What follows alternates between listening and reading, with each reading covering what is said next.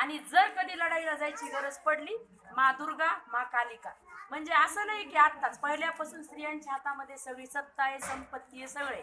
फक्त स्त्रीने पण विचार करायला पाहिजे आपली फॅमिली टिकवण्यासाठी. जे काय तुमचे रिलेशन असते, सास बहू जावा जावा जे काय असेल, आपल्या ज्या पावरचा, ज्या आपल्या नवऱ्याने आपल्या हातात दिले, त्याचा दुरुपयोग कधी करायचा नाही. आपलं कामच आहे फॅमिली एकत्र बांधून ठेवणं, समाज बांधून ठेवणं. नारीमध्ये इतकी शक्ती आहे की ती काय पण करू शकते. पण पुरुषांना काय वाटतं, ती माझ्या पुढे झुकती.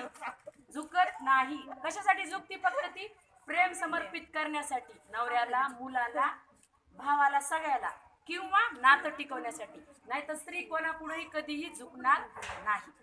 तुम्ही महाराणी ताराबाई बघा, जिजाऊ बघा, सगळ्या स्त्रिया बघा. संभाजी महाराजाचा वध केला औरंगजेबाने, त्यानंतर राजारामाला मारलं गेलं, पण राजारामाची बायको हरली नाही. ताराबाईने सगळं स्वराज्य सांभाळलं, औरंगजेबासोबत लढाई केली. कोणती स्त्री बघा, नवरा गेला, स्त्री खचत नाही, बाहेर जाती, कमवती, रोजानं जाती, काही करती, मुलं पण वाढवती, स्वयंपाक पण करून खाऊ घालती आणि फॅमिली पण चालवती. पण जर एखाद्या माणसाची बायको गेली, तो लगेच काय करल, म्हणजे आपल्या कोणाच तरी आधार घेईल, बहीण, मावशी, आत्या, मामी, भाऊजाई, किंवा मुलगा मोठा असेल तर सून करून आणल. म्हणजे प्रत्येक ठिकाणी पुरुषाला स्त्रीची गरज पडती. स्त्रीशिवाय पुरुष अपूर्ण आहे.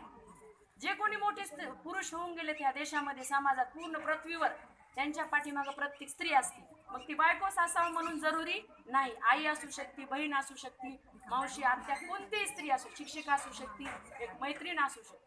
त्यामुळे स्त्रीशिवाय या जगामध्ये काही होऊ शकत नाही.